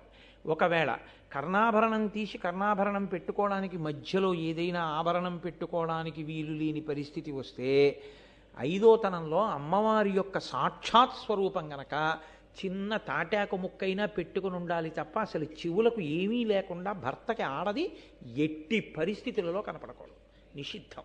ఎందుకంటే అది ఆయన ఆయుర్దాయాన్ని గ్రసిస్తుందని చెప్తున్నాయి శాస్త్రాలు. ఈ చెవి కుండలములకు అంత శక్తి, ఆ తాటంకములకు. అందుకంటే తాడ తరచునే సౌందర్యలహరి చెప్పినప్పుడు చెప్తూ ఉంటాను, ఆ తాటాకుకు అంత శక్తి. కాబట్టి పౌష్యమహాదేవి అంటే పౌష్యమహారాజు గారి యొక్క భార్య, ఆవిడ అంత గొప్ప పతివ్రత. మనకి శాస్త్రంలో ఒక విచిత్రమైనటువంటి లక్షణం ఏంటంటే, పురుషుడు ఉపాసన చేత శక్తిని పొందుతాడు, స్త్రీకి ఉపాసన భర్తని ఉపాసించడమే. భర్తని అనుగమించిన స్త్రీ ఎవరుంటారో భర్త సంతోషమే తన సంతోషమని, భర్త శాసనము తనకి అభ్యున్నతి కారకమని నమ్మి అనువర్తించినటువంటి స్త్రీకి ఇక వేరుగా పూజ ఉండాలా అంటే నిజానికి అక్కర్లేదు. ఎందుకని అంటే, నేను శాస్త్రవాక్కు యథార్థంగా మీతో మనవి చేస్తున్నాను. నేను నైవేద్యం పెడితే తాదాత్మ్యతతో నేను నైవేద్యం పెడితేనే ఈశ్వరుడు దాని వంక చూస్తాడు. ఈయన సాక్షాత్ ఈశ్వరుడు నా భర్త, భర్తయే ఈశ్వరుడు అని నమ్మి ఓ ప్లేట్ ఇడ్లీ పట్టుకొచ్చి అక్కడ పెడితే పరమేశ్వరుడికి బాలభోగం చేసినటువంటి ఫలితం భార్య ఖాతాలో వేస్తాడు. అందుకే ఆడదానిగా తరించడం తేలిక, పురుషుడిగా తరించడం కష్టం నిజానికి. అందున విశేషమైన భక్తి సంపన్నుడైనటువంటి భర్త అయితే ఆయన చేసే పనిలో ప్రతి దాంట్లో సగం ఫలితం వెళ్ళి ఆవిడ ఖాతాలో పడిపోతుంది. కాబట్టి ఆవిడ దానికి తోడు ఇంకా కొంత చేసుకుందనుకోండి, ఈయనకన్నా ఆవిడ పుణ్యమే ఎక్కువ ఉంటుంది నిజానికి. కాబట్టి పౌష్యమహాదేవి యొక్క కుండలములంటే ఆవిడ అంతటి పతివ్రత, ఆవిడ భర్తని అనుగమించినటువంటి స్త్రీ. ఆయన పుష్యాభిషేకాన్ని పొందాడు, పుష్యాభిషేకాన్ని పొందాడు కాబట్టి పౌష్యుడని పేరు వచ్చింది ఆయనకి. అంతటి మహానుభావుడు. ఆయన భార్య, ఆవిడ చెవులకు పెట్టుకున్నటువంటి కుండలములకు ఆ శక్తి ఉంటుంది కాబట్టి ఆ కుండలములను తీసుకొస్తే నేను కూడా నా చెవులకు పెట్టుకుంటాను, అడిగి తెచ్చిపెట్టు, అది నువ్వు నాకు ఇవ్వగలిగిన గురుదక్షిణ. ఇప్పుడు ఆవిడ అడిగారు, గురువుగారు కూడా ఒప్పుకోవాలా? ఏమండి అమ్మగారు తెమ్మంటున్నారు వెళ్ళనా అని అడగాల అంటే, గురువుగారు ప్రకటనంగా వద్దు, అది అడిగినా నువ్వు వెళ్ళక్కర్లేదు అని అంటే ఆగిపోవాలి తప్ప, గురువు నిశ్శబ్దంగా ఊరుకుంటే గురుపత్ని యొక్క ఆజ్ఞ గురువుగారి ఆజ్ఞయే. కనుక ఇప్పుడు వెళ్ళాలి అంటే, ఇప్పుడు మీకు ఏమిటి చెప్తోంది మహాభారతం? గురువుని సేవించడమేదో గురుపత్నిని సేవించడము అంతే. గురువుగారిని సేవించడం అంటే, గురువుగారంటే 4 చెప్తాడండి, గురుపత్నికి ఏమొచ్చండి అనడానికి వీల్లేదు. గురువుగారితో సమాన స్థాయి గురుపత్ని పొంది ఉంటుంది. కాబట్టి ఇప్పుడు ఆవిడ తీసుకురా కుండలములు అంటే బయలుదేరాడు ఉదంకుడు. బయలుదేరి ఆయన వెడుతున్నాడు. ఎంతో దూరం కాదు, చాలా దగ్గరలోనే ఉంది పౌష్యుని యొక్క రాజ్యం. ఆ వెడుతుండగా ఒక ఆశ్చర్యకరమైన సంఘటన ఒకటి జరిగింది. ఒక దివ్యమైనటువంటి పురుషుడు, అంటే మామూలు తేజస్సు కలిగిన వాడు కాకుండా మనుష్య సంబంధమైన తేజస్సు అని నమ్మడానికి వీలు లేనంత గొప్ప తేజస్సు కలిగిన వ్యక్తి ఒక ఎద్దు మీద కూర్చుని ఉన్నాడు. అదే చమత్కారం. మామూలుగా ఎవరో ఒక వ్యక్తి ఎద్దు మీద కూర్చుని దీని పేడ తిను అన్నాడు అనుకోండి, చావతల బావ అంటారా అనరా? ఆ ఎద్దు మీద కూర్చున్నవాడు దివ్యమైన పురుషుడు. అంటే ఆయన కాంతిని చూడగానే ఆ భాష, ఆయన చుట్టూ ఉన్నటువంటి ఆ వలయాన్ని చూడగానే ఈయన సామాన్యుడు కాడు, ఈయన ఏదో మనుష్యుల కన్నా భిన్నమైనటువంటి జాతికి చెందినవాడు, దేవతాస్వరూపుడు. కాబట్టి ఈయన మాట నేను ఔదలదాల్చవలసిందే అనేటటువంటి ప్రచోదనం కలిగేటట్టుగా ఆయన ఉన్నాడు. అయితే ఇక్కడ ఒక గమ్మత్తుంది. గురువుగారి మాటలు బాగా వంటపట్టి ఉంటే ఆ వినయం వస్తుంది. గురువుగారి మాటలు వంటపట్టి ఉన్న స్వభావము అని ఒకటి ఉంటుంది. ఈ స్వభావము అనేటటువంటిది చాలా ప్రమాదకరమైనటువంటి లక్షణం. ఇది పుట్టుకతో వస్తుంది స్వభావం అన్నది. ఈ స్వభావమునందు రజోగుణ తమోగుణ ప్రకోపం యొక్క పాళ్ళు ఎక్కువ ఉన్నాయనుకోండి, అప్పుడు దేవతలు ఏం చేస్తారో తెలుసండి, ఏదైనా పెద్ద కార్యం సాధించవలసి వస్తే ఇదే అడ్డు పెడతారు. కైకమ్మను అందుకే అడ్డు పెట్టారు, కౌసల్యని సుమిత్రని విడిచిపెట్టి. ఆవిడితో అడిగించారు వరాలు, ఎందుకంటే తమోగుణ రజోగుణ ప్రకోపం ఎక్కువ కాబట్టి. స్వభావము గురువుగారి దగ్గర విన్నటువంటి మాటల వలన కలిగినటువంటి వినయాన్ని మింగేస్తుంటుంది అప్పుడప్పుడు. అప్పుడు స్వభావం గెలిచిందనుకోండి, వాడికి ఉండే కోపమో వాడికి ఉండేటటువంటి ఇంకొక లక్షణమో ఏదో పైకి వచ్చేసింది అనుకోండి, గురువుగారు చెప్పింది మరిచిపోయాడు అనుకోండి, మరిచిపోతే తన స్వభావంతో ప్రవర్తిస్తాడు. అందుకే గురుపాదుక పూజనీయం ఎందుకైందో తెలుసండి, అది గురువుగారిని మోసింది. అలాగే గురు పాదుక ఏం చేస్తుందంటే తల మీద పెట్టుకుంటే అహంకారాన్ని అణుస్తూ ఉంటుంది. అది ఆయన్ని మోసి తెచ్చింది. ఆ వినయం మీకు కూడా ఇస్తుంది. అందుకే ప్రపంచంలో ఎవరి పాదుకకి పూజ లేదు, ఒక్క గురు పాదుకకే పూజ.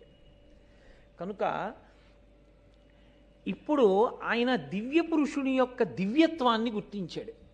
గుర్తించి ఆయన వంక తిరిగి చూశాడు. ఆయన అన్నాడు, ఇదిగో నేను ఎక్కినటువంటి ఎద్దు పేడ వేసింది, ఈ పేడ కొద్దిగా తిను అన్నాడు. తిన్నాడు.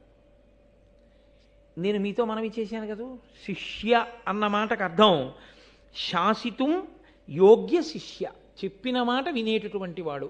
ఆయన దివ్యత్వాన్ని అంగీకరించినప్పుడు ఆయన మాటలో ఏదో పరమార్థం ఉంది. మనకు అర్థం కావట్లేదు ఆయన ఎందుకంత గొప్పవాడిగా ఉన్నాడో, గురువుగారిని అడుగుదాం తర్వాత. కాబట్టి ఇప్పటికి తినేద్దాం, ఆయన చెప్పిన మాట విందాం. కాబట్టి కాస్త పేడ తీసుకుని తినేసాడు. బయలుదేరు వెళ్ళిపోయాడు. వెళ్ళి పౌష్య మహారాజు యొక్క అంతఃపురానికి వెళ్ళాడు. దాని విశేషం ఏమిటి అన్న తర్వాత ఆయనే చెప్తాడనుకోండి. గురువుగారిని అడుగుతానన్నవాడు గురువుగారిని అడిగితే, గురువుగారు చెప్తే నన్నయ్య గారు ఆంధ్రీకరిస్తే నేను మీకు చెప్పాలిగా, కాబట్టి కంగారు పడకుండా వస్తుంది. కాబట్టి ఇప్పుడు ఉదంకుడు పౌష్య మహారాజు దగ్గరికి వెళ్ళాడు. దేని కొరకు వచ్చావు అని అడిగాడు. అడిగితే పౌష్య మహారాజుని ఈయనన్నాడు, నేను గురుదక్షిణ ఇవ్వాలి అని బయలుదేరి వచ్చాను. నా గురువు యొక్క భార్య గురుపత్ని, మా అమ్మ వంటి ఆవిడ నీ భార్య కుండలములు అడిగింది అన్నాడు. ఇవ్వచ్చా రాజు అంటే? రాజుకి రెండు కర్తవ్యములు ఉంటాయి. ఒకటి, ఆశ్రమంలో చదువుకుని విద్య పూర్తి చేసి బ్రహ్మచర్యాన్ని విడిచిపెట్టి గృహస్థాశ్రమంలో వెళ్ళేవాడికి పెళ్లి ఖర్చు పెట్టుకోవలసిన బాధ్యత రాజుగారిది. అంటే ఇవాళ మనం చేస్తున్నటువంటి సమావర్తనము, స్నాతకము ఇంతకన్నా పచ్చి అబద్ధాల తంతు ఇంకోటి ఉండదు లోకంలో, యథార్థంగా మాట్లాడితే. అవన్నీ భోజనాల కోసం స్నాతకాలు, భోజనాల కోసం సమావర్తనాలు, ఏదో మధ్యలో నదడ్డు ఉందని ఆడపిల్లవారి మీద పడి తినేయడానికి పనికి వచ్చే స్నాతకాలు అవి కావు. నిజమైన సమావర్తనము, స్నాతకము అంటే గురువుగారి దగ్గర చదువుకుని అప్పటి వరకు కాటుక పెట్టుకోకూడదు, అప్పటి వరకు తల దువ్వుకోకూడదు, అప్పటి వరకు పూలదండ వేసుకోకూడదు, తాంబూలం వేసుకోకూడదు, రుచి కోసం తినకూడదు, భిక్షాన్నములు తినాలి. ఇన్ని నియమములను పాటించిన వాడు ఇన్ని నియమములను విడిచిపెడతాడు. అద్దం చూసుకోకూడదు, నేను బాగున్నాననేటటువంటి భావన ఒకటి రాకూడదు. అదొకటి వస్తే పక్కవాడు బాగులేదన్న భావన వస్తుంది. పక్కవాడిని చూడడమే తప్ప తనని చూసుకోవడం చేత కాకపోతే అన్ని పోలిక అన్నది లేదు కాబట్టి గొడవ లేకుండా అహంకారం లేకుండా ఉంటాడు. కాబట్టి అద్దం చూసుకోకూడదు. ఇన్ని నియమాలు ఇవన్నీ పాటిస్తే బ్రహ్మచర్యం. ఇవన్నీ బ్రహ్మచర్యంలో పాటించిన వాడు బ్రహ్మచర్యాన్ని విడిచిపెట్టి గృహస్థాశ్రమంలోకి వస్తాడు. అలా వేదమంతా చదువుకున్నటువంటి వాడు, అయ్యా నేను ఇంకా గురుదక్షిణ ఇచ్చి దేశాంతరం చూడ్డానికి వెడతానండి అని అడగడానికి, గురువుగారికి దక్షిణ ఇవ్వవలసి వస్తే శిష్యుడి దగ్గర ఏముంటుందని ఇస్తాడు గురుదక్షిణ? రాజుగారి దగ్గరికి వెడతాడు. వెళ్ళి, రాజా నేను ఇది చదువుకున్నాను, ఇప్పుడు నేను గురుదక్షిణ కట్టాలి, కాబట్టి మీరు నాకు ఈ దక్షిణ ఇవ్వండి అని అడుగుతాడు. ఏం చదువుకున్నావు, ఏమి చెప్పు 4 మాటలు అంటాడు. తాను చదువుకున్న దాంట్లోంచి 4 మాటలు చెప్తాడు. షహబాష్, వీడు బాగా చదువుకున్నాడు, వీడికి గురుదక్షిణ కట్టడానికి డబ్బు ఇవ్వండి అని రాజిస్తాడు. రాజా నేను గృహస్థాశ్రమంలోకి వెడుతున్నాను, ఇప్పుడే విడిచిపెడుతున్నాను బ్రహ్మచర్యాన్ని, కాబట్టి నేను ఇల్లు కట్టుకోవాలిగా, గృహస్థాశ్రమం మొదలు పెట్టాలిగా, అయితే ఇదిగో నీకు ద్రవ్యం ఇస్తున్నాను పెళ్లి చేసుకోవడానికి. రాజు డబ్బిస్తాడు. కాబట్టి గురుదక్షిణ గురుదక్షిణ కట్టేటప్పుడు ఎవరిని ఆశ్రయించవచ్చు అంటే రాజుని ఆశ్రయించవచ్చు. అది ధర్మం.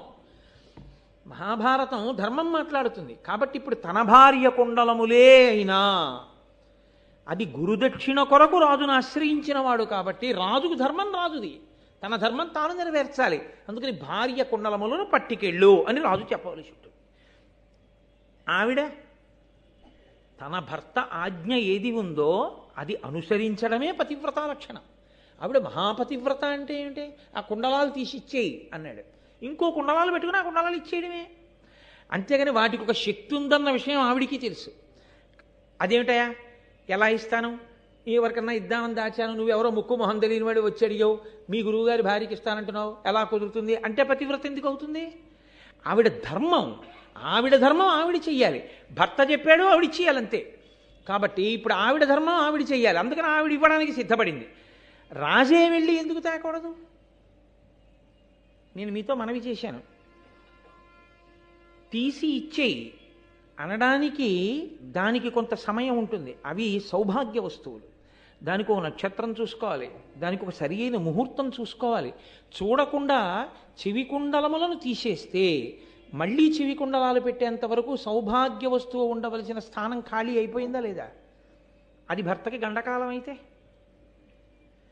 కాబట్టి వ్యవధి ఇవ్వవలసిన అవసరం ఉంది. నువ్వు వెళ్ళి అడుగు, ఆవిడ ఇస్తుంది. ఆవిడికి తెలుసు శాస్త్రం, కాబట్టి ఆవిడ చూసుకుని ఇవాళ ద్వాదశి కదండి, కాబట్టి మీరు రేపు ఉదయం 11 గంటలకి రా బాబు, నీకు కుండలములు ఇస్తాను అని ఆవిడేదో ఆ కుండలాలు మార్చుకుని ఇవ్వవలసి ఉంటుంది. ఎక్కడి ధర్మం అక్కడే. అందుకని నన్నయ్య గారు ఒక్క పద్యరచన చేశారు అంటే ఎన్ని ధర్మములను మాట్లాడుతున్నారో చూడండి ఆయన. కాబట్టి ఇప్పుడు పౌష్యుని యొక్క భార్య దగ్గరికి వెళ్ళి నువ్వు కుండలములను తీసుకో అని పౌష్యుడు చెప్పాడు. ఈయన గబగబా అంతఃపురంలోకి వెళ్ళాడు, రాణివాసంలోకి. రాణివాసంలోకి వెళ్ళవచ్చా? ప్రవేశపెట్టరు. కానీ ఎటువంటి వాణ్ణైతే ప్రవేశపెడతారు? ఆయన యొక్క బ్రహ్మజ్ఞానం అటువంటిది, ఆయన చదువుకున్న వేదం అటువంటిది. ఆయన రాజు యొక్క భార్య, ప్రతివాడికి 5 తల్లులు ఉంటారు. 5 తల్లులలో రాజు భార్య ఒకతే. గురువుగారి దగ్గర చదువుకుని వచ్చినవాడు, గురుదక్షిణ కట్టడానికి వచ్చినవాడంటే చదువు పూర్తయింది. చదువు పూర్తయిన వాడికి ఏమిటి తెలిసి ఉండాలి? దేశాన్నేలే రాజు భార్య తల్లితో సమానం. రాణివాసంలోకి వెడితే మాత్రం బిడ్డడు తల్లిని ఎలా చూస్తాడో అలా చూస్తాడు. కాబట్టి రాణివాసంలోకి వెళ్ళి చూస్తే వచ్చిన ఇబ్బంది ఏంటి? ఒక గురువు దగ్గర చదువుకున్నవాడు అంటే రాజుకున్న విశ్వాసం అటువంటిది. చదువు అన్న మాట వెనక ఎంత సంస్కారం ఉండేదో, సంస్కారము చదువు ఎంత విడదీయరాని స్థితిలో ఉండేవో భారతం నిరూపిస్తుంది. సంస్కారము లేని చదువు, పేరు పక్కన డిగ్రీలు, బల్ల కింద చేతులు ఈ జాతి ఊహించలేదు. చదువుకున్నవాడు అంటే సంస్కారవంతుడై ఉంటాడు, 10 మందికి ఆదర్శవంతుడై ఉంటాడు అనుకుంది. కానీ జ్ఞాన కలునిలోని శారదయోలే ఉంటాడని ఊహించలేకపోయారు ఋషులు. కాబట్టి ఇంత చదువుకున్నవాడు, కాబట్టి రాజు భార్యని తల్లిగా చూస్తాడు. రాణివాసంలోకి వెడితే దోషం ఏమిటి? కాబట్టి వెళ్ళి అడిగి తీసుకో అన్నాడు రాజు. ఇప్పుడు ఉదంకుడు రాణివాసంలోకి వెళ్ళాడు. రాణిగారేరి అని రాణివాసంలో అదిగో గదిలో కూర్చున్నారు ఎదురుగుండా. వెళ్ళి మాట్లాడండి. వెళ్ళి చూశాడు, కనపడలేదు. అదిగో అక్కడే ఉన్నారంటారు వాళ్ళు. వాళ్ళు ఉన్నారని చెప్తున్న ఆసనం కనపడుతోంది, ఆవిడ కనపట్టలేదు. అదేమిటి ఆవిడ కనపట్టలేదు? ఇందులో ఏదో మాయ ఉంది. ఇప్పుడు ఆవిడ కనపడకపోతే ఎవరిని అడగాలి? ఆయన్ని అడగడమే న్యాయం. కాబట్టి ఇప్పుడు తిన్నగా మళ్ళీ రాజు దగ్గరికి వచ్చాడు. వచ్చి, మహారాజా, నేను మహారాణి గారి దర్శనం కోసం వెళ్ళాను, కానీ నాకు ఆవిడ కనపట్టలేదు రాణివాసంలో. అందుచేత నేను ఎలా తీసుకోను కుండలాలని అడిగాడు. అడిగితే రాజన్నాడు, భూమినుత నిన్ను త్రిభువన పావను అశుచివని ఎట్లు పలకనగో, ఆ దేవి పవిత్ర పతివ్రత కావున అశుచులకు కానగాదనవద్య. నువ్వు భూమినుత, నువ్వు ఈ భూమి యందు భూ వినుత, నువ్వు అన్నీ గురువుగారి దగ్గర చదువుకున్నవాడివి, అందరి చేత గౌరవింపబడవలసిన వాడివి. నేను నిన్ను ఒక మాట అనకూడదు, నువ్వు అపవిత్రుడవు అని నేను అనకూడదు. కానీ నువ్వు అపవిత్రంగా ఉన్నావు అన్న విషయం నీకు తెలియడానికే నేను వెళ్ళి రాణి దగ్గర కుండలాలు పుచ్చుకో అన్నాను. ఎందుకని అన్నానో తెలుసా? అవి పవిత్రమైనవైతే పుచ్చుకునేటప్పుడు నువ్వెలా ఉండాలి? నువ్వు పవిత్రంగా ఉండాలి కదా. నువ్వు పవిత్రంగా లేకుండా పవిత్రమైనటువంటి వస్తువుని పుచ్చుకోవడానికి నీకే అర్హత ఉంది? దేవాలయంలోకి వెళ్ళేటప్పుడు కనపడ్డ ప్రతి పుల్లతోటి పళ్ళల్లో గుచ్చుకుని ఆ పుల్ల అవతల పారేసి దేవాలయంలోకి వెళ్ళి ప్రసాదం పుచ్చుకుంటే నీకు ఈశ్వరానుగ్రహం కలుగుతుందని నువ్వు ఎలా చెప్పగలుగుతున్నావు? నువ్వు ఆ అనుగ్రహాన్ని పొందడానికి వీలైన శౌచంతో నువ్వు దేవాలయంలోకి వెళ్ళవలసిన అవసరం ఉందా లేదా? ఏ వస్తువుని ముట్టుకునేటప్పుడు ఎలా ఉండాలో అలా ఉండి ముట్టుకోవలసి ఉంటుంది. అంతేకాని చేతులకి రబ్బరు తొడుగులు వేసుకోకుండా నువ్వు ఎలక్ట్రిక్ వైర్ ముట్టుకుంటున్నావా? ముట్టుకోవట్లేదే. ఒంటి మీద తడి బట్టలు ఉండగా నువ్వు విద్యుత్తీగా ముట్టుకుంటున్నావా? ముట్టుకోవట్లేదే. అంటే నీకు తగిలింది కాబట్టి షాక్ తెలుస్తోంది. ఈశ్వర ప్రసాదాన్ని అలా పుచ్చుకోకూడదన్న విషయం షాక్ కొట్టిన తర్వాత నేర్చుకుందాం అనుకుంటున్నావా? అలా వద్దని చెప్పిన గురువు ఉన్నప్పుడు ఎందుకు అలా షాక్ కొట్టించుకునే ప్రయత్నం చేస్తావు? శౌచంతో వెళ్ళు దేవాలయంలోకి. ఎక్కడ నీకు ధూళి దర్శనం ఉందో అక్కడ వెళ్ళి కౌలించుకో. ప్రయాణం చేసి వచ్చిన శ్రీశైలాది క్షేత్రములలో ఈశ్వరుడు అనుగ్రహించాడు అలాగా. కాబట్టి నీవు అపవిత్రుడవు అని నేను చెప్తే బాగుంటుందా? ఇన్ని చదువుకున్నవాడివి నువ్వు అపవిత్రంగా ఉన్నావయా, నీవు కుండలములను ఎలా పుచ్చుకుంటావు? మా ఆవిడ ఇస్తే మాత్రం పుచ్చుకోవడానికి నీకు అధికారం ఏముంది అపవిత్రంగా ఉన్నవాడికి అని నేను అనొచ్చా? అనకూడదు. అందుకుని అనలేకపోయాను. కానీ ఓ బ్రహ్మచారి, నీకొక విషయం చెప్తున్నాను.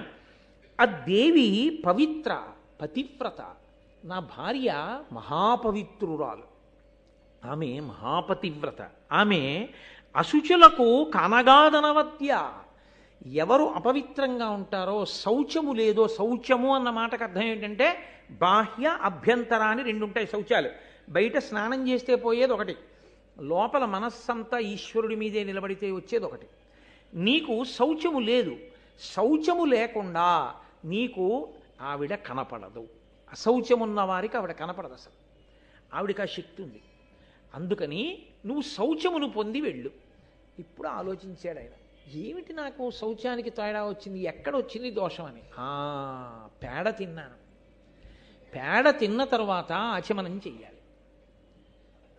పేడ తిన్న తర్వాత ఏమి, యథార్థానికి స్నానం చేసే అవకాశం లేనప్పుడు ఎక్కడికైనా వెళ్ళి ఏదైనా మంచి పని మీద ప్రారంభం చేసే ముందు ఒకసారి కాళ్ళు చేతులు ముఖం కడుక్కుని ఆచమనం మళ్ళీ చెయ్యాలి. ఆచమనం చేస్తే మళ్ళీ ప్రారంభం అవుతుంది శౌచం. నేను ఆచమనం చేయలేదు పేడ తిన్న తర్వాత. అక్కడ వచ్చింది నాకు అపవిత్రత. వెంటనే కాళ్ళు చేతులు కళ్ళు కడుక్కుని నీటిని 3 మార్లు ఆచమనం చేశాడు. ఆ ఆచమనం అనేటటువంటిది చెయ్యడానికి కారణం అందుకొచ్చింది. అది అభ్యంతర శౌచం అంటే లోపలి శౌచాన్ని తీసుకొచ్చి పెడుతుంది. బాహ్య శౌచం స్నానం వలన వస్తుంది. ఇప్పుడు ఆయన తిన్న పదార్థము వలన కలిగినటువంటి అశౌచం ఏదుందో అంటే తిన్న తర్వాత ఆచమనం చేయలేదు కాబట్టి ఆవిడ కనపడలేదు. వెంటనే మళ్ళీ ఆచమనం చేశాడంటే ఆచారకాండ యొక్క వైభవం ఏమిటో నన్నయ్య గారు చక్కగా పెద్దపీట వేసి మనకి దర్శనం చేయిస్తున్నారు. అందుకని ఆచమనం చేసి వెళ్ళాడు. వెళ్ళగానే ఆ పౌష్య మహారాణి కనపడి నాయన ఇదిగో కుండలములు అడిగావు, గురుదక్షిణగా ఇస్తానంటున్నావు, తీసుకెళ్ళు. కానీ ఒక్కటి జ్ఞాపకం పెట్టుకో, తక్షకుడు అని ఒక సర్పరాజు ఉన్నాడు. ఆయన మహాబలవంతుడు మాయావి. ఎప్పటి నుంచో ఈ కుండలములను తస్కరించాలని కోరుకుంటున్నాడు. ఎందుకు తస్కరించలేకపోయాడు? పరమ పవిత్ర పతివ్రత అయిన నేనున్న చోటికి ఎలా రాగలడు? అపవిత్రమైన ఆలోచనలు ఉన్నవాడు రాలేకపోయాడు. ఇప్పుడు నువ్వు పట్టుకెడుతున్నావు. చూశావా, గబుక్కుని లోపలికి వచ్చావు ఆచమనం చేయకుండా. అలా ఏమాత్రం నీ దగ్గర దోషం వచ్చినా వీటిని తీసుకుపోతాడు. తీసుకుపోతే ఏమవుతుందో తెలుసా? నేనిచ్చాను కుండలాలు, నువ్వు నీ శ్రద్ధని కోల్పోయిన కారణం చేత గురుదక్షిణ చెల్లించలేని వాడవవుతావు. కాబట్టి చాలా జాగ్రత్తగా వీటిని పట్టుకుని వెళ్ళు పరాకు చెప్పింది ఆవిడ. ఇప్పుడు గబగబా కుండలాలు తీసుకున్నాడు.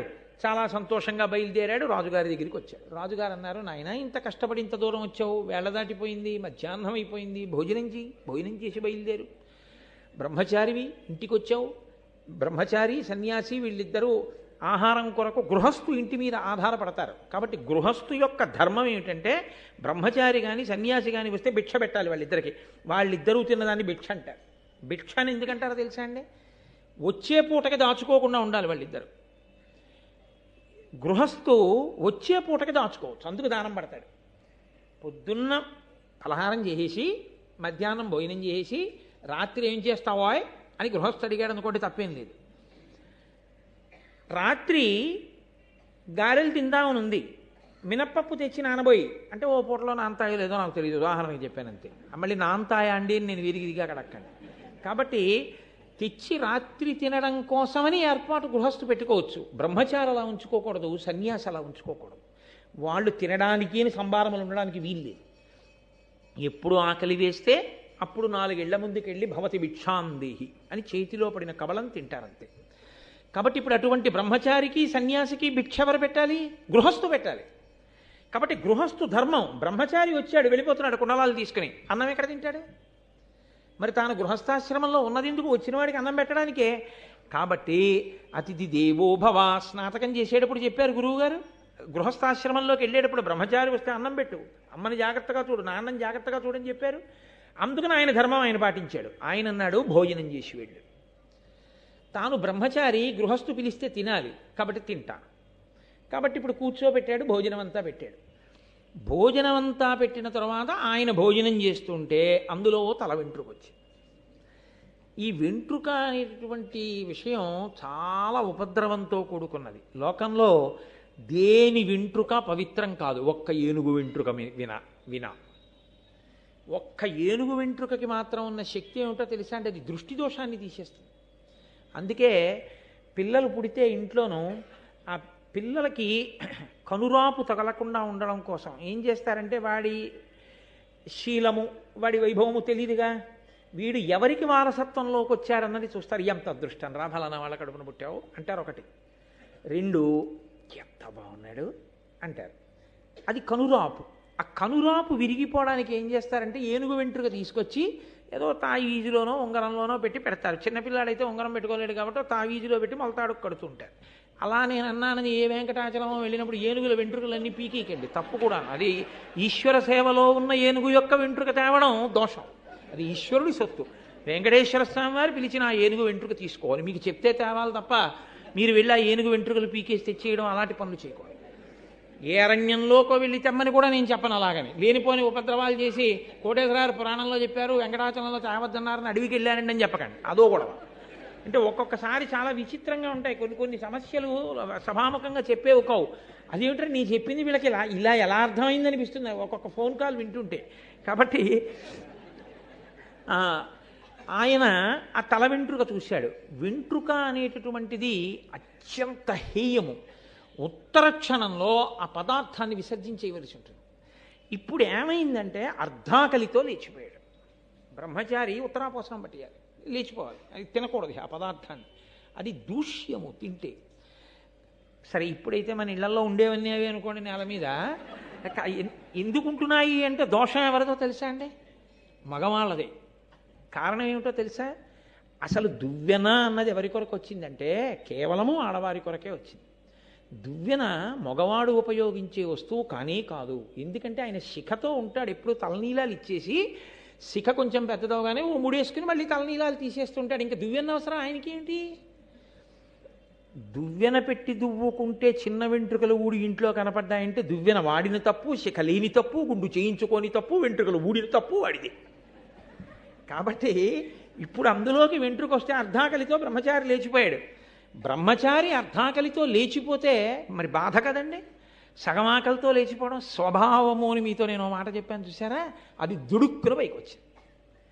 పిల్లవాడు కదూ, ఆకలి శ్రద్ధతో పెట్టద్దు. అన్నం పెట్టినప్పుడు గృహస్థు బ్రహ్మచారికి భిక్ష పెట్టేటప్పుడు ఒళ్ళు దగ్గర పెట్టుకు పెట్టకుండా వెంట్రుకతో అన్నం పెడతావా? కడుపు నిండనే లేదు, లేచిపోయాను. ఒకసారి తినమండి, మళ్ళీ వెళ్ళి ఇంకోసారి తినకూడదు, మళ్ళీ ఇంకా రాత్రి ఎప్పుడో ఏ పలహారం వరకు ఉండాలి. ఎంత దూరం నడవాలి ఈ ఆకలితోటి? ఎంత ఇబ్బంది పెట్టావు నన్ను. ఆయనకి కోపం వచ్చి నీకు దృష్టి పోవుగాక అన్నాడు పౌష్య మహారాజు.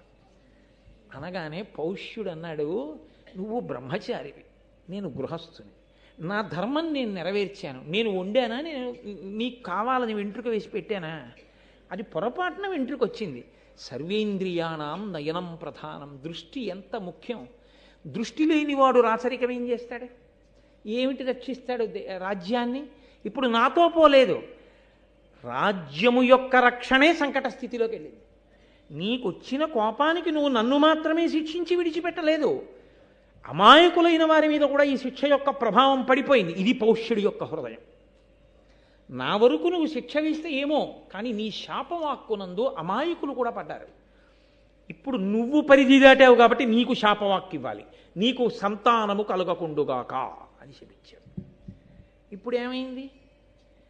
పుస్తకాలు చదువుకున్నాడు, ఋషి రుణం తీరింది. యజ్ఞం చేస్తాడు, హోమం చేస్తాడు, దేవతల రుణం తీరింది. తను కొడుకుని కనలేదు, పుత్ర రుణం తీరలేదు, పితృ రుణం తీరలేదు. ఒక రుణం ఉండిపోయిందిగా. ఒక రుణం ఉండిపోయిన వాడికి స్వర్గలోక ద్వారం కూడా చూడనివ్వరు. కాబట్టి ఉన్నత లోకాలు లేవు, మూసుకుపోయి. నువ్వు నన్నంత దూరం తీసుకెళ్ళావు కాబట్టి నేను నిన్నింత దూరం తీసుకెళ్ళాను, నువ్వు అపుత్రకుడు వదుకోగాక అంటే ఏమైంది? ఇద్దరు స్వభావాలు పైకొచ్చాయి. ధర్మం లేదని మీరు అనుకోకండి, ధర్మం ఉంది. కానీ స్వభావము ఏం చేస్తుందంటే ఒక్కొక్కసారి దుందుడుకుగా రజోగుణ తమోగుణ భూయిష్టమై పైకొచ్చి ధర్మాన్ని నొక్కేస్తుంది. నొక్కేసి అంత దూరం తీసుకెళ్ళిపోతూ ఉంటుంది. ఈ ఎంత జాగ్రత్త పడితే, ఎంత తపస్సు చేస్తే, ఎంత పరిశీలించుకుంటే తన స్వభావాన్ని తాను గెలవగలడో, ధర్మమునకు కట్టుబడి నిలవగలడో, ఏ స్థితి తర్వాత అంత గొప్ప స్థితిలో నిలబడగలడో, స్వభావమును గెలవడం ఎన్ని కోట్ల జన్మలుగానో జీవుడు అలవాటు చేసేసుకున్నది. అకస్మాత్తుగా ఇప్పుడు ఇలా పోగొట్టేసుకుందామంటే ఉత్తరక్షణం పోదు. ఎంతో సాధన సాధన సాధన సాధన చేస్తే కానీ స్వభావమునందు మార్పు రాదు. జీవుడు పట్టుకెడుతుంటాడు యాత్రలో దాన్ని. కాబట్టి స్వభావము పైకొచ్చింది. ఆయన శాపవాక్కు విడిచాడు, ఈయన శాపవాక్కు విడిచిపెట్టాడు. విడిచిపెట్టిన తర్వాత ఇద్దరు వేళ్ళు విరుచుకున్నారు. అయ్యయ్యో, నిన్ను చాలా దూరం శపించేశాను. నువ్వు చదువుకున్న చదువు నీకు స్వర్గాన్ని ఇవ్వదు. ఎందుకంటే నువ్వు అపుత్రకుడిగా ఉండిపోతున్నావు. నాకున్నటువంటి ధర్మం, నాకున్న బలం ప్రజల్ని రక్షించడానికి ఉపయోగం లేకుండా చేసింది అని పౌష్యుడు అన్నాడు. నువ్వు నీ శాపాన్ని ఉపసంహారం చేసేయి. నువ్వు బ్రాహ్మణుడవు కనుక ఆ శాపాన్ని ఉపసంహారం చేయొచ్చు. ఏదో కొంతకాలం ఉండిపోయేటట్టుగానో, లేకపోతే తొందరగా అనుభవంలోకి వచ్చేటో, లేకపోతే శాపాన్ని ఉపసంహరిస్తున్నానో అను. అంటే వాక్కు యొక్క శక్తిని చెప్తోంది భారతం. అస్త్రము ఎంత గొప్పదో, శస్త్రము ఎంత గొప్పదో అంతకన్నా గొప్పది వాక్కు. మీరు ఓ కత్తి పెట్టి కొట్టారనుకోండి, ఉదంకుడికి ఓ చేయి తెగిపోయి ఉండేది, అసలు ఇంకా వంశం లేకుండా పోయి ఉండేది కాదు. పౌష్యుణ్ణి లాగి లెంపకాయ కొడితే అప్పటికి కళ్ళంబడి నీళ్ళు వచ్చి ఉండేవి. కళ్ళే పోయి రాజ్యం పోవలసినటువంటి అవసరం ఉండేది కాదు. ప్రజలు బాధపడవలసిన అవసరం ఉండేది కాదు. అంటే వాక్కు యొక్క శక్తి అస్త్రశస్త్రముల శక్తి కన్నా గొప్పది. తొందరపడి తపస్సున్నవాడు వాక్కు విడిచిపెట్టేస్తే అవతలవాడు ఎంత బాధపడిపోతాడో కూడా ఆలోచించవలసి ఉంటుంది. లేదా ఈ వాక్కు ఇలా వచ్చింది అంటే, అంత తపోనిష్టాగరిష్ఠులైన వ్యక్తుల నోటి వెంట వాక్కు వచ్చింది అంటే దాని వెనక ఏదో బలీయమైన కారణం తరుముకుంటూ వచ్చి ఉండాలి. లేకపోతే ఆ వాక్కు రాదు. ఈశ్వరుడు ఆ వాక్కు దేనికో పలికించి ఉండాలి. వెనక ఏదో బలీయమైన కారణం ఉందన్నమాట. ఏది జరిగి ఉండాలి. కాబట్టి భారతం చదువుకోవాలి, తప్పదు. కాబట్టి నువ్వు ఉపసంహారం చేయి శాపాన్ని అన్నాడు పౌష్యుడు. ఈయనన్నాడు, అలాగే నేను ఉపసంహరిస్తాను, నువ్వు కూడా ఉపసంహారం చేయి అన్నాడు. అంటే రాజు అన్నాడు, స్వభావము అన్న మాట ఎలా ఉంటుందో చెప్పాడు. ఇక్కడ స్వభావాన్ని అంగీకరించాడు. ఎంత త్రికరణ శుద్ధిగా ఉన్నది ఉన్నట్టు స్వభావమును గురించి మాట్లాడేవాడు ఉండడు. నా స్వభావం ఇదండి అని చెప్పడు. పైకి ఒకలా కనపడతాడు, లోపల ఒకలా ఉంటాడు. పైకి కనపడినట్టు లోపల ఉన్నాడని మీరు అనుకోలేరు. స్వభావం అన్నది చాలా కష్టం. ఇక్కడ పౌష్యుడు స్వభావం గురించి మాట్లాడుతున్నాడు. ఆయన అన్నాడు, నన్నయ్య గారి పద్యాల్లో ఈ పద్యం చాలా ప్రఖ్యాతి వహించినటువంటి పద్యం. అంటే కారణం ఏమిటో తెలుసా అండి? ఏదో రాజు గురించి చెప్పింది, శిష్యుడి గురించి చెప్పింది కదా, స్వభావ వర్ణనం చేసి దాన్ని గురించి చెప్పడమే చాలా కష్టం. అసలు అలా కన్ఫెషన్ అంటారు, ఉన్నట్టు మాట్లాడడం ఉండదు. రెండు, స్వభావాన్ని గెలవడం ఎంత కష్టమో చెప్తుంది.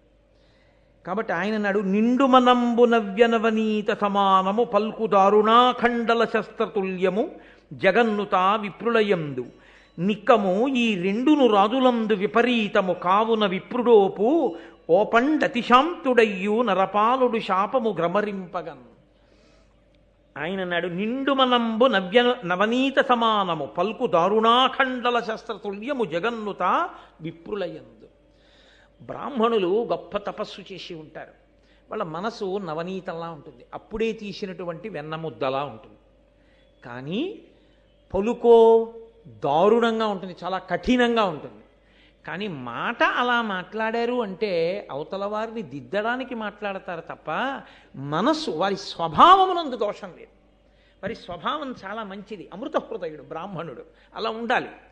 కాబట్టి ఆయన వాక్కు కఠినంగా ఉన్న మనసు వెన్నలా ఉంటుంది. కాబట్టి వాక్కు కఠినమైనది వచ్చినా మళ్ళీ దాన్ని తిప్పి అనుగ్రహించగలిగిన లక్షణం బ్రాహ్మణుడికి సహజంగా ఉంటుంది. కానీ నిక్కము ఈ రెండును రాజులందు విపరీతము. రాజులందో మాట వెన్నపూసలా ఉంటుంది, మనసు వజ్రంలా కాఠిన్యంతో ఉంటుంది. ఇంత కఠినమైన మనసు ఉన్నవాడు ఇప్పుడు మంచిగా ఉన్నట్టు ఉన్నా మనసు వెన్నపూస కాదు కాబట్టి తీయలేడు శాపవాక్కుని. కాబట్టి నువ్వే తీయగలవు బ్రాహ్మణుడి కాబట్టి, నువ్వు తీయి, నేను తీయలేనన్నాడు.